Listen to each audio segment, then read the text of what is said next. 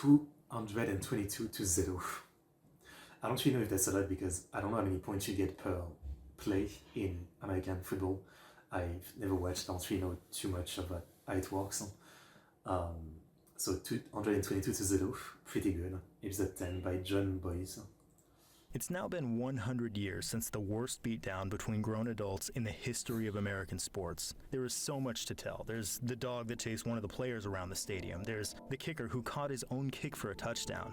There's the player who entered the game, took a snap, threw the ball in the air in a state of sheer terror, ran off the field and hid. And of course, there's the score. In 1916, Georgia Tech's football team beat Cumberland College by a score of 202. Oh, sorry. I forgot one. We don't understand how impossible that is, I don't know.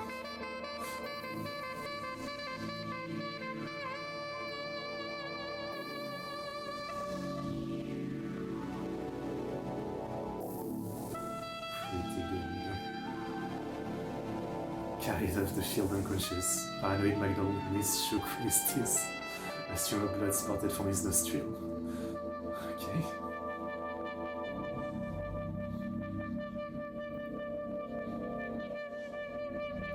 To 22-0. 222 points in a game. That is an unbreakable record. It has been 67 years since a team scored even half that many. Okay. To do this, Georgia Tech had to score 32 touchdowns in 55 minutes, which means it had to score a touchdown every minute 43. Now, it is fair to say that Georgia Tech was a million... That American view on India video, it seems pretty genuine to me. Most of the time I also ignore his videos, but I think that person really understood pulse of nation and society. I mean, I was talking a bit about it before you showed up, but I'm never crazy about this kind of video.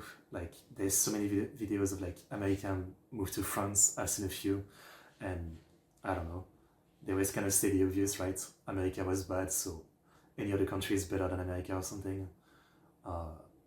You know, I might pass that video, maybe. Times better than Cumberland College, but that doesn't explain this. Vast superiority alone explains Secretariat, who won the Belmont by 31 lengths. It explains the 1940 Chicago Bears, who won the NFL championship 73-0. It explains the time UConn women's basketball took a 74-9 lead on SMU. Those are routes, yeah, they're blowouts. This was an irrational, malicious act of cruelty that just happened to also technically barely be a sporting event. We have accounts of what happened. It's scoreable. We can score it. In the same way we can award a blue ribbon to a supernova. Okay. But first, let's understand where this malice came from. It's 1915. Cumberland's team, which used to be good, is now terrible. The coach is a reverend from around town who doesn't know the rules and doesn't approve of all the violence, so he makes up new practice drills that are more to his liking. In one drill, he has two guys stand a few feet apart and just lob the ball to each other over and over and over. In another drill, he has them sit in a circle and close their eyes, and he would place the ball behind one of them, and then they'd have to guess which one had the ball. It was like an even worse version of Duck Duck Goose. I don't know, I feel stupid even talking about it. Unsurprisingly, none of the players came back after that season, and it was up to George Allen, the 20-year-old athletic manager, to save Cumberland football. He figured that if the baseball team could get a little bit of buzz, it could sell enough tickets to finance the football team, so he arranged for Cumberland baseball to beat their opening opponent as badly as they could. The thing is, Cumberland players weren't good enough to do that, so he convinced a minor league baseball team to dress up in Cumberland's uniforms and play as them. It was an entire team full of ringers. I couldn't confirm this, but I believe the minor league team in question was the Nashville Volunteers, half of whom had Major League Baseball experience. Cumberland destroyed Georgia Tech, 22-0. They were hitting everything. After a while, they got bored and they just started bunting every at-bat, and they still scored 3 more runs just by bunting. Wow. Georgia Tech baseball was humiliated, and so was their coach. His name was John Heisman. Looks like Nosferatu. Heisman was a great baseball coach, but he remains one of football's architects. Let's look at a modern-day football game. The scoreboard shows the down, yardage, and game clock. That was John Heisman's idea. The quarterback yells, "Hut." Heisman came up with that. Then the center snaps the ball in the air to the quarterback. Heisman invented that. Then the quarterback throws a forward pass. Heisman invented that too. This quarterback was the best in the nation, so they gave him a trophy called the Heisman Trophy. In showing up John Heisman, Cumberland angered a football god. 1916 rolled around, and Cumberland no longer had a football team. Heisman didn't care. Georgia Tech Cumberland was on the football schedule, and Heisman threatened to charge the school $3,000 if they forfeited. That's $66,000 in today's money, and it was more than Cumberland could comfortably afford. Heisman had another target: sports writers. Couldn't stand him. I mean, it's not for no reason. Sports writers are useless. Like, we are useless. Heisman took issue with the way sports writers oversimplified. They figured that the more points a team scored, the better that team was. Heisman knew it wasn't as simple as that, so he wanted to rack up as many points on Cumberland as he possibly could to show that if you really wanted to and your opponent was bad enough, you could score as much as you wanted. In order to save themselves a crippling amount of debt, Cumberland rounded up a bunch of law students, some of whom didn't even know how to play football, and sent them to play against what may have been the best football team on the planet. It's the afternoon of October 7th, 1916. H.J. Carney waits for the opening kickoff to fall out of the sky. You know, you often see it into the sport. Like, I often see the argument of, in many sports, you know, some people just don't realize the difference between even the worst of the pro athlete compared to a normal person. And so something that would be good in like most sport events is to open with like some normal person from the crowd, challenging the, you know, one of the like normal level pro athlete, not even like a champion or something, just to show the difference, right? Just to remind the crowd of like the actual difference between someone who's dedicated their life to a sport and a skill compared to the normal person, right? Because obviously, like in sport, you always have those people in the crowd who will complain about everything, and you know the argument is that if we did this to remind them of like the difference, maybe people would be more fair to the athletes, you know. I think, you know, I'm sticky, especially in fighting, because I watch a lot of UFC, right? And you always have like some fat guy on Reddit talking about how like this fighter was so boring for, you know, winning by just like holding his opponent down or something, you know, and saying like, I would have gotten out of that, you know. So it's like, what if, you know, this normal person were shown the difference, right? This sounds like he doesn't move. He looks to his right, where Edwards, the quarterback, makes a block. He turns to his left, where a man listed as George Murphy gets ready to throw another block. This is not actually George Murphy. This is Johnny Dog Nelson, the only ringer George Allen was able to recruit this time around. He's a former player and a sports writer by trade. Here he is reporting on another football team a month from now. Johnny Dog whiffs entirely. Carney still hasn't moved. He's clobbered right where he caught the ball. Edwards, who made the first block, is knocked out cold. Cumberland has lost its quarterback on the first play of the game. Wow. Cumberland gains 3 yards on its first play from scrimmage. It's one of only 4 times they'll get past the line of scrimmage all day. They choose to punt on 3rd down, and Tech scores 2 plays later. Cumberland fumbles on 1st and 10, Tech scores. Cumberland fumbles on 1st and 10 again, Tech scores again. By the 18th play of the game, Tech is already up 28-0. Everything is as it should be. Georgia Tech is a powerhouse. They were in the middle of a 33-game undefeated streak that lasted more than 4 years. Yeah, up 28-0, Georgia Tech is stopped at the 1, but it's not because Cumberland stopped them. The opposite, actually. Tech's running back, Strupper, takes it to the 1 untouched. The Cumberland players actually get out of his way, but then he downs it. What happens next comes from a book about this game called You Dropped It, You Pick It Up by Jim Paul. It is the most complete source on this game I was able to find. Sadly, it's out of print. It explains that another of Tech's running backs, Canty Alexander, had yet to ever score a touchdown, and his teammates liked to give him grief about it. A week prior, Tech got to the 1 and handed Alexander the ball, and then his linemen just moved out of the way and let him get clobbered for 3 straight downs, and then they gave somebody else the ball to score on 4th down. They were gonna do the same thing here. The Tech players just hit the dirt and gave up, but then for some reason, the Cumberland players did too. Maybe they were scared, maybe it was some weird animalistic instinct, or maybe they just didn't know what to do. That left Alexander as the only man standing on the field, 1 yard from the goal. This should be the easiest touchdown of all time, but he bobbles the snap and he inadvertently boots it a couple of times before he finally recovers it in the end zone. As a 2-team effort, it's probably one of the dumbest plays in the history of football. So after the touchdown, Georgia Tech receives the kickoff. Yeah, Georgia Tech, who just scored, receives the kickoff. See, back in the day, if your opponent scored on you, you had the option of kicking or receiving on the ensuing play. I don't know why you would ever do this or why this was an option, but it was. And throughout the game, Cumberland chose to kick after being scored. I definitely wish I knew more about American football, because I feel, you know, I understand some of this is stupid, but I feel pretty lost on how stupid it is. You know, actually, I did play a game of American football a little bit, but it was not exactly what you think. It was a warmer game. It's, I forget the name, but it's like a warmer parody of American football, where it's much more violent, I would say. On 5 times. Early in the second quarter, Tech leads 70-0. Against all odds, Cumberland actually finds itself a 3rd and 1.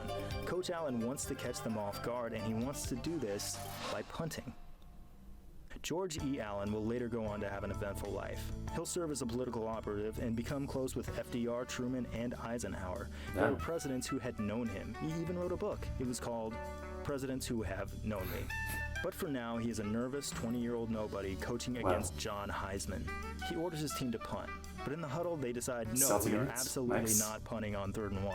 They line up, Leon McDonald gets the pitch right, and then rather than go the 1 yard for the first down, he panics and punts anyway. It bounces out of bounds 11 yards downfield. Play 45. Morris Gouger fields the kick, and Georgia Tech's special team unit somehow overruns him. There's nothing but open field in front. I wish there was actually footage of this match. Cumberland hasn't even made it to the 50-yard line yet. A touchdown would be unthinkable. The stop motion is so well. Morris trips and falls over a teammate at his own 20. His teammate was looking for his glasses. Play 48. Edwards, the quarterback who was knocked out cold on the first play of the game, is sent back in. He can't really walk straight. He can't even talk. He is showing obvious concussion-like symptoms. He can't call for the snap. His impatient center snaps it anyway and pops him right in the head. Oh my god. Edwards has now appeared in 2 plays and has been carried off the field unconscious 2 times. Later, this will also happen a 3rd time. Today, we look on this with horror. Back then, a concussion was treated about as seriously as a Charlie horse. This game has entered an unbelievably lengthy sequence. Between plays 44 and 82, the line of scrimmage never leaves Cumberland's red zone. For 39 straight plays, about 1/3 of the game, the line of scrimmage for both teams is always inside the Cumberland 20. This is absolutely ludicrous, and it's also what makes Georgia Tech's total offense all the more impressive. See, Tech only managed 471 offensive yards, which is not a ton. That's because they dominated Cumberland's offense so completely that their own offense just didn't have enough room to gain a lot of yards. Look at where their offense got the ball. Only a few of these could be considered real drives in the traditional sense. Most of them started inside the 20. They couldn't gain yards because they kept running out of them. Contrast this with a game Tech played against Vanderbilt in 2016, just a few weeks ago. Tech won 38-7. It was a great game for them. Taking into account turnovers, returns, and every other time they touched the ball on a play-by-play basis, they picked up 17% of the yards they could possibly get. And remember, that's a one-sided route. The 1916 team picked up 72% of all possible yards. No matter where you drop Georgia Tech on the field, they were highly likely to score immediately on that play. It's staggering. Jim Priest is Georgia Tech's kicker, and he's bored.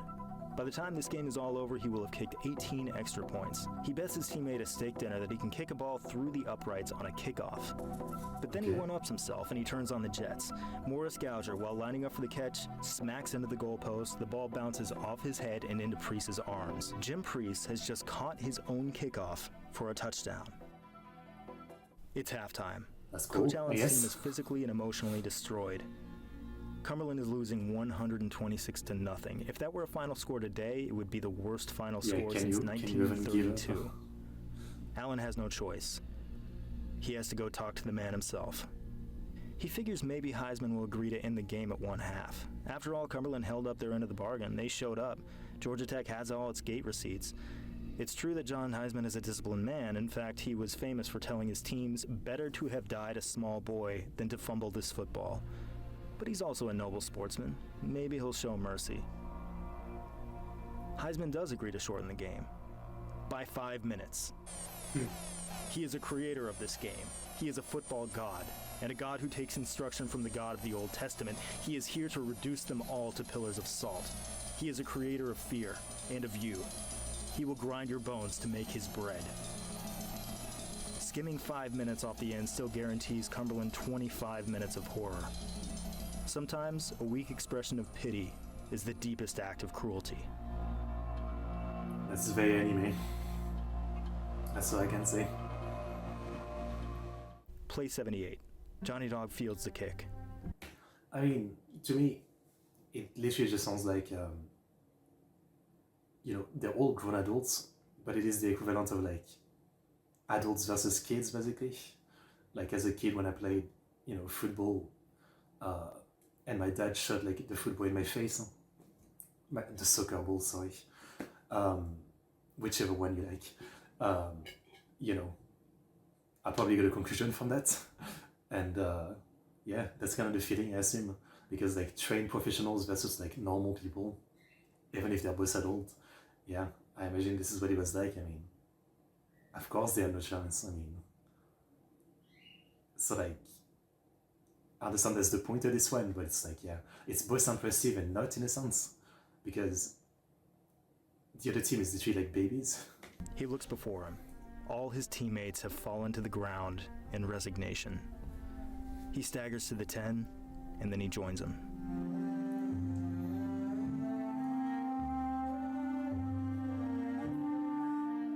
Edwards is back in the game despite being knocked unconscious twice. Oh my god. He takes the snap and pitches it to Johnny Dog, who pitches it back. Neither of them want the ball. They keep tossing it back and forth, demanding that the other one take it. And the weight of a Georgia Tech tackler crashes down on them both. Just drop it. Edwards is carried off the field a third time. All right, brief disclaimer. I'm about to tell you a part of the story that I don't think is true. It's in the book, so I'm going to tell you about it, but as the story goes, by now Cumberland is short on willing and able players. At least 2 players have run away and hid. 2 more players have leg injuries. So Coach Allen ties their injured legs together and has them hobble along on the field as one man. What? Play 84. Coach Allen sends in a law student known simply as Pee-wee, who is only here to impress his professors. Okay. Pee-wee does not know anything about the rules of football. He is ensured that he will not have to touch the ball or actually do anything. The center direct snaps him the ball. He stumbles around in a state of panic, then flings the ball away in fright. In the ensuing scramble, he runs away. He is now the 4th Cumberland player to try to run out of Grant Field. He hides behind a fence where 2 other players are hiding. They don't want him to give away their hiding spot, so they throw him back over the fence. Bruh. There is no escape. Play 86. Johnny Dog is chased around the stadium. I mean, I wonder how much some of those guys got paid. Like, because again, this is not joking matter, right? I mean, the pros hitting you, tackling you, obviously has such a chance of giving you injuries, right? So I really hope they got paid for this. I mean, I don't know how much I would need to get paid to be okay with doing this, because you have such a high chance of like at least a concussion, right? And depending on how they hit you, they might break some bones. So I would need like quite a few thousands. I mean, actually, it's in the US, and you know you have to pay for your own hospital bills. So yeah, you have to pay me a lot. By an actual dog who has wandered in from the stands. Sure, why not? If you're a regular viewer, you'll probably remember this little guy. All I can conclude is that in the early 20th century, wild dogs were everywhere. Play 94. Georgia Tech scores to make it 173-0. The point after attempt that follows is poetry. If Cumberland just lets this extra point sail through, the final score ends up being 223-0. But they block it, unwittingly ensuring the precision of Heisman's revenge. A 22-0 baseball loss is answered by a 222-0 unholy clobbering. I don't know how or why Cumberland finds resolve to fight at this moment, but they do. They execute what's known as the climb the ladder play, which has since been made illegal. One player gets on all fours and grabs the knees of a second player, who bends over at the waist and grabs the stomach of a third player. A fourth player, Vichy Woods, steps over their backs and shoulders and leaps as high as he can. For what? What? This is Vichy Woods' face before the play. This is Vichy Woods' face after this play. Action figures, I mean. It is fine. We flew too close to this side now.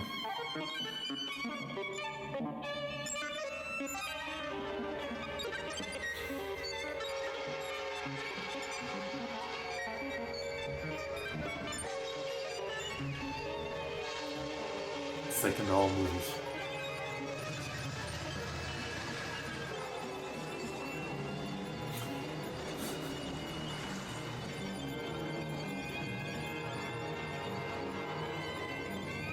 Oh, they couldn't be paid. A college game. then why did they do it? I mean, like, what were they promised to even participate in this as a normal person, risking such injuries? What the fuck?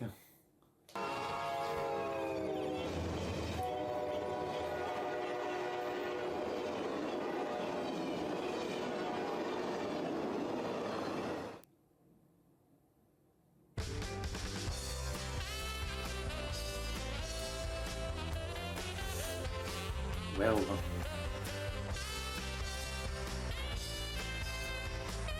like, bro, if you want to get that fucked up, just go to Europe.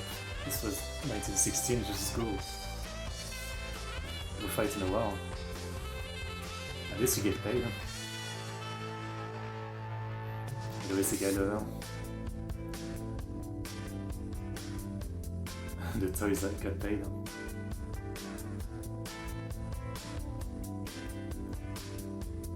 A line of scrimmage. I don't know what it means.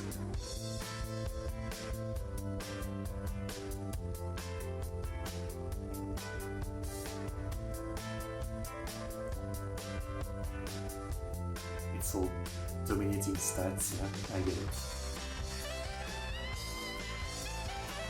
Cumberland football team was immediately dissolved and would not return for 4 years. Wow.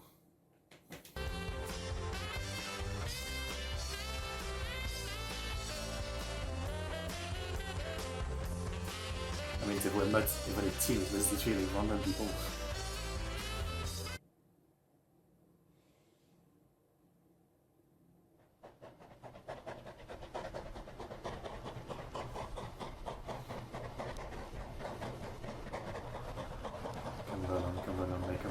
Cumberland.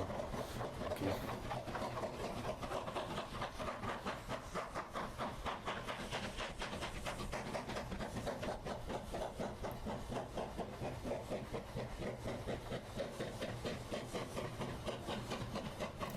Actually, let's say, obviously, again, I'm sure I'm missing a lot of context on how crazy this is and some of the play, right?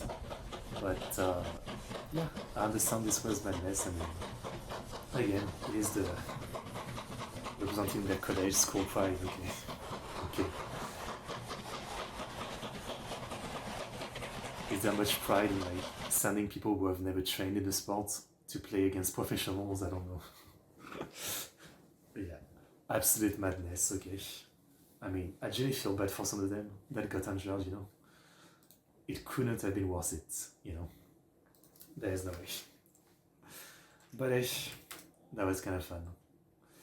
Insane but fun, I would say. Insanity. Alright, good video.